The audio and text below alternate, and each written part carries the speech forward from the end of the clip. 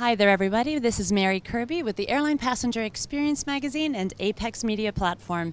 I'm on the show floor here at Apex in Long Beach, and I'm speaking to none other than Jack McHale of ORBIS. They do some amazing work all over the world. Thank you so much for talking to us. Oh, no, it's our pleasure. Thanks for having me on, and thanks for having us at Apex. This is a great platform for us because, of course, we're a marriage of aviation and medicine and technology, so it's great. For the uneducated, give us an idea of the type of work that your organization does. ORBIS is celebrating its 30th year. We started in 1982 with a DC-8 flying eye hospital. Dr. Payton, one of the original founders, wanted to bring what was remedial technology here in eye care to the rest of the world because there were so many people suffering from blindness. And he approached a group of philanthropic individuals in Greenwich, and they contributed the money, and United contributed a DC-8, and they built a hospital inside the airplane with a classroom. So that's how we started. That airplane flew for 10 years. We're currently flying a DC-10, Series 10, that was purchased by ORBIS with the same concept. We've built a hospital and a classroom inside the DC-10.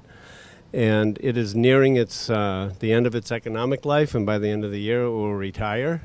And we're in the process of building our third flying eye hospital, which is an MD-10 Series 30 freighter. So it has the new MD-11, MD-10 cockpit, and it was donated by FedEx. And because it's a freighter, we're going to have the same front end with a classroom, but we have built the hospital in containers to minimize the certification costs, to improve flexibility. And the containers are being built in Vermont with the hospital. Pallets were built in Santa Monica, and the airplane's in Victorville, having the interior from an Omni DC-10 passenger airplane transferred to the FedEx freighter for the classroom and the changing rooms and the labs in the back. Oh, wow. That's amazing. Now, we have kind of an image right here of what you're talking about and how each compartment is being made. It's a very modular approach. Yes. We have a 50-seat classroom, which is what we have now, but we have a solid barrier and then 9 separate containers that house the hospital suite. So we have an administration room, we have an ITAV room. Because we're all about teaching, Mary, we don't do a lot. We're not quantity driven. We don't do a lot of surgeries. A typical surgery takes 5 minutes, 10 minutes here. It takes an hour and a half because we're trying to transfer those skills. So our success begins when we leave. Okay. So it's to teach a man to fish. So I was just in El Salvador. We did 39 pediatric surgeries, but we trained 20 doctors. And we trained the whole team, doctors, nurses, anesthesiologists, and biomeds. So the first week we leave, they've replicated that 3 times over, and that's why we get the leverage. It's amazing work. Can you give us some numbers of, in the, all these decades of work, how many people have been helped all over the world? The current estimate is 18.8 million. Yeah, and there's a 2-for-1 factor, because if I give you sight, then your mother, brother, sister, cousin doesn't have to follow you around. Right. So not only do we have the classic teach a man to fish with that leverage, but we also have every person we give sight to frees another person. So it really is a great business model. And the reason we focus on eye surgery is, A, it's so life transforming. Mm-hmm. I think next to death, all the surveys say losing your sight is the biggest fear. It is almost instant. So a day and a half after the bandages come off, a person who's totally blind, this little 5-year-old boy, can see his mother's face, or the sun, or a tree. It really is terrific. It sounds so satisfying. Now, for Apex members that want to get involved, that want to help out, can you tell us a little bit about what they can do?